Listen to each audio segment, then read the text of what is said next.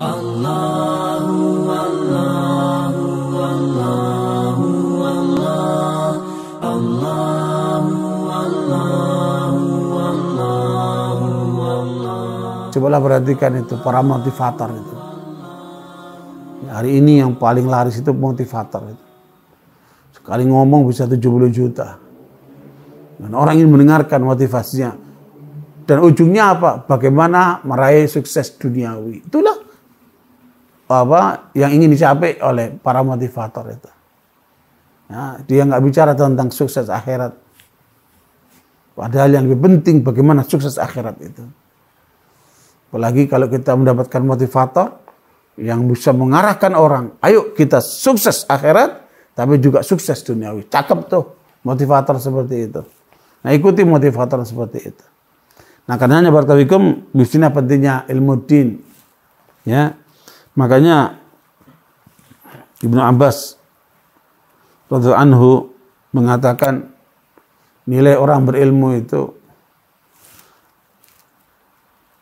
di atas kaum mukminin 700 kali lipat.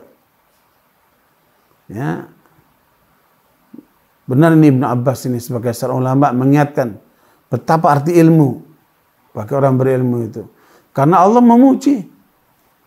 Dalam surat Al-Imran ayat 18 itu syahidallahu annahu la ilaha illa huwa wal malaikatu wa ulil ilmi qa'iman bil qist.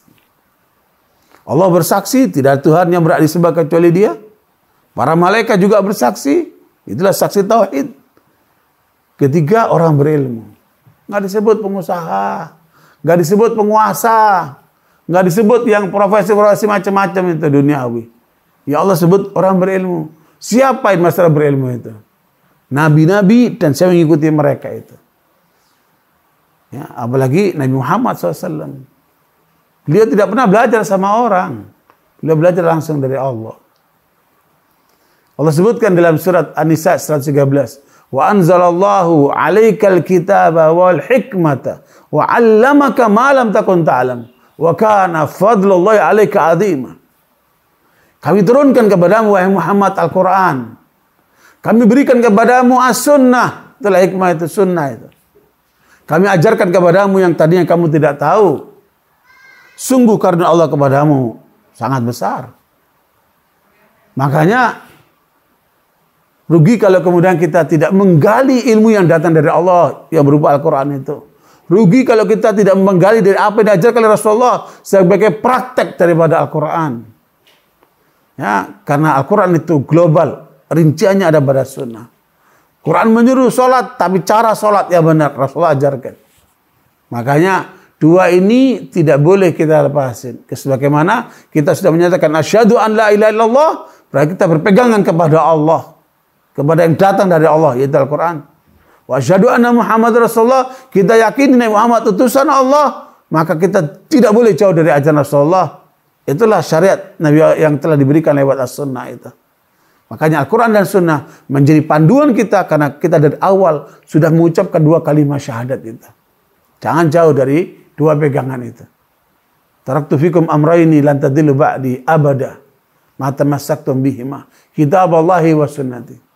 Ya, kata Rasulullah, aku tinggalkan kepada kalian dua pegangan.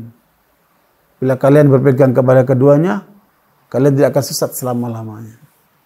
Ya, setelah sepeninggalku pegangi dua itu kata Rasulullah, Quran dan sunnahku. Nah, barakallahu makanya jangan jadi orang biasa. Apa yang disampaikan oleh Imam Ibnu Abbas sebagai ulama hebat ini adalah panduan buat kita. Coba kita perhatikan. Lihat orang berilmu. Ibnu Abbas sedang dalam posisi i'tikaf di Masjid Nabawi. Pada saat i'tikaf itu berarti kan full tinggal di masjid selama 10 hari dengan niat karena Allah, tidak sibuk kecuali dengan Allah. Baca Quran, zikir, sholat, berpikir tentang hal-hal yang lalu dan sekarang yang akan datang, bagaimana memajukan umat dan seterusnya. Dan itu nilainya luar biasa i'tikaf itu. Wa antum aqifuna fil masajid. Mungkin meskipun sekarang kita agak kesulitan karena COVID-19, banyak masjid yang ditutup, Tapi i'tikaf itu nilainya besar sisi Allah SWT. Tetapi Ibnu Abbas, orang berilmu ini, pada saat dia sedang i'tikaf, ada seorang datang menyampaikan masalahnya. Dia ingin butuh solusi terhadap masalahnya kepada beliau di Masjid Nabawi. Tiba-tiba Ibnu Abbas meninggalkan masjid, berangkat mengantarkan orang ini sampai selesai urusannya. Yang itu berarti batal i'tikafnya. Batal i'tikafnya. Makanya orang sedang i'tikaf mengantar jenazah aja tidak boleh. Ya, pulang ke rumah nggak boleh. Ya, tinggal di masjid selama 10 hari. Selama malam 21 sampai malam Lebaran itu, Idul Fitri. Nah, barakallahu saya sekalian, murid-murid Ibnu Abbas kemudian bertanya setelah beliau pulang kembali ke masjid, yang berarti i'tikafnya sudah batal. Apa kata murid Ibnu Abbas?